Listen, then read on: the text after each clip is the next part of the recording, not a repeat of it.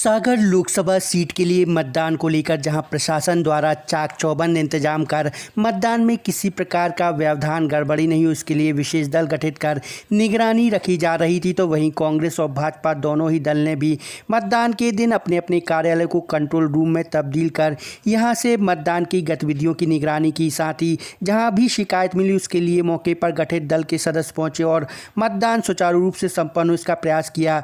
इसके साथ ही जिन केंद्रों पर कम उत्साह मतदान को लेकर सामने आ रहा था वहां भी अपने अपने कार्यकर्ताओं की मदद से मतदान के लिए लोग पहुंचे। इसकी कवायद भी अंतिम समय तक हुई। भाजपा के द्वारा बनाए गए कंट्रोल रूम के संबंध में हमने भाजपा नेता श्याम तिवारी से चर्चा की, तो उन्होंने बताया कि मतदान का प्रतिशत बढ़े इसका प्रयास रहा है। साथ ही कार्यकर्ताओं ने इसके लिए पूरी मेहनत परिश्रम से मोर्चा संभाला। तो वहीं कांग्रेस के जिला प्रवक्ता आशीष जोशी ने कांग्रेस के मतदान वार रूम के माध्यम से मिली शिकायतों के निराकरण में मौके पर पहुंच शिकायत का निराकरण उसके लिए गठित दल के सदस्यों के द्वारा पूरी मुस्तैदी से सक्रिय रह कार्य करने की बात कही। उन्होंने कहा कि कहीं कहीं फर्जी मतदान की बात भी सामने आई, जिसको लेकर उचित फोरम पर आपत्ति भी दर्ज कराई गई है। मतदान को लेकर सामने आ रहे रुझान पर दोनों ही का मानना है कि उनके पक्ष में जनता का समर्थन रहा है।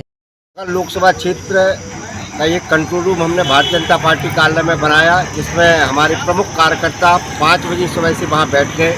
हमारे पोलिंग एजेंट पोलिंग पे मतदान केंद्र पे पहुंचे या नहीं इसकी चिंता करना, फिर कहीं कोई गड़बड़ी होती है, मशीनें ठीक काम नहीं कर रही है, अधिकारी का व्यवहार क्या है, कितना % मतदान हो रहा है, कितना कम है, उसको तेजी कैसे कर सकें, इसके लिए हमारे मंडल अध्यक्ष, हमारे जनप्रतिनिधिगण चाहे पार्षद हों या जनपद के अध्यक्ष, नगर पालिका अध्यक्ष, उनसे निरंतर हमारे बार रूम के माध्यम से उनसे चर्चा हो रही है और मतदान केंद्र पर मतदाता अधिक से अधिक पहुंचे इसके लिए हमारा प्रयास इस कंट्रोल रूम के माध्यम से भी हो रहा है। जो प्रयास रूप से वह सार्थक है। पूरे लोकसभा क्षेत्र में लगभग हम कहीं पे 58%, कहीं पे 57%, कहीं पे 54%, कहीं पे 55%, ऐसे इस % पर पूरा मतदान हुआ है अभी तक। और मैं मानता हूं कि सागर लोकसभा क्षेत्र के अंदर लगभग 65 से 70% से अधिक मतदान होगा। हमारे कार्यकर्ता घर घर जाकर भी मतदाताओं को निकालने का भी काम कर रहे हैं।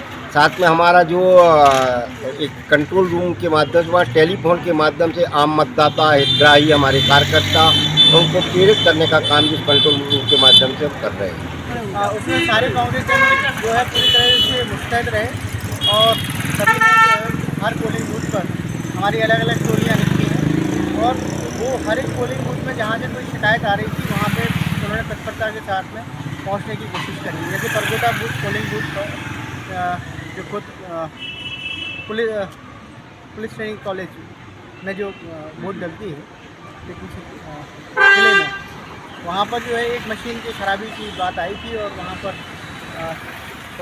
मशीन बदली गई है। तो ऐसी कई जगहों से इस तरह की शिकायतें आ रही थी और कई जगह पे तो